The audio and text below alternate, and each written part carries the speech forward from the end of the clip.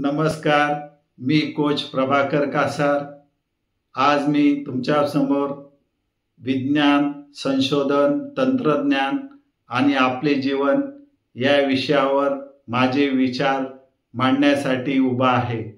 माझ्या सुरू होणाऱ्या व्हिडिओ मालिकेतील हा पहिला भाग आहे। मित्रांनो, जरा विचार करा, आजपासून 100 वर्षापूर्वी जग कसं होतं आणि आजचे जग कसे आहे। या दोन जगांमध्ये जमीन आसमानचा फरक आहे आणि या फरकाची सर्वात मोठी शक्ती आहे ती म्हणजे विज्ञान, संशोधन आणि तंत्रज्ञान। आपण सकाळी उठल्यापासून रात्री झोपेपर्यंत तंत्रज्ञानांनी वेढलेलो असतो।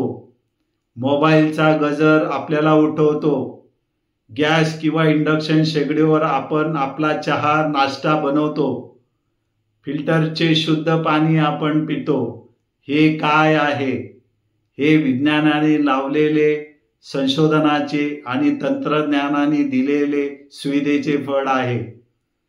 विज्ञान म्हणजे काय? तर निसर्गातील रहस्य समजून घेण्याची जिज्ञासा। हे असे का घडते या प्रश्नाच्या उत्तरातून विज्ञानाचा जन्म होतो।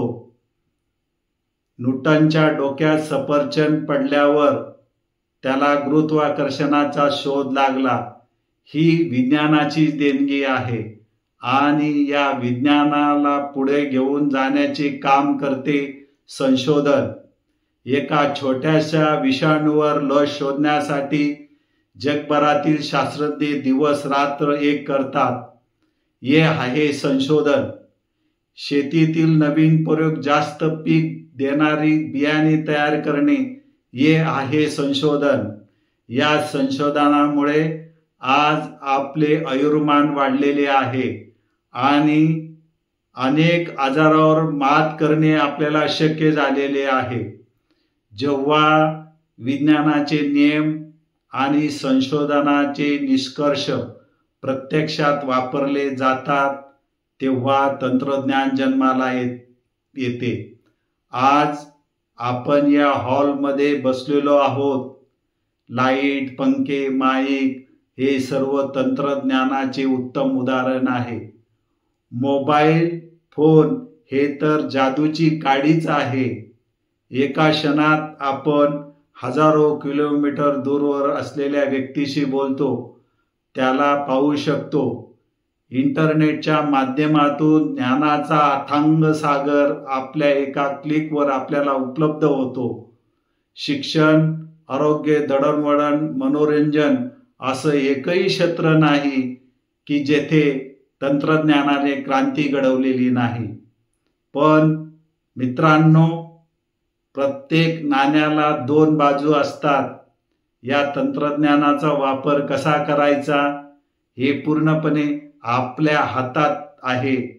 मोबाईलचा वापर ज्ञान मिळवण्यासाठी करायचा की वेळ वाया घालवण्यासाठी करायचा?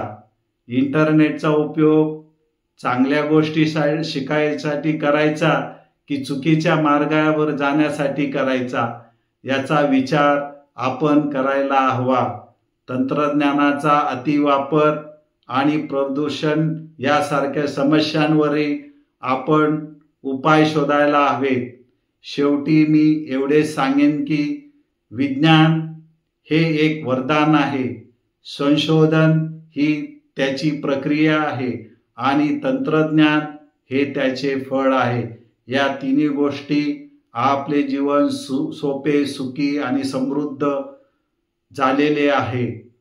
चला तर मग या ज्ञानाचा आणि तंत्रज्ञानाचा उपयोग आपण स्वतःच्या, समाजाच्या आणि संपूर्ण मानवजातीच्या कल्याणासाठी करूया।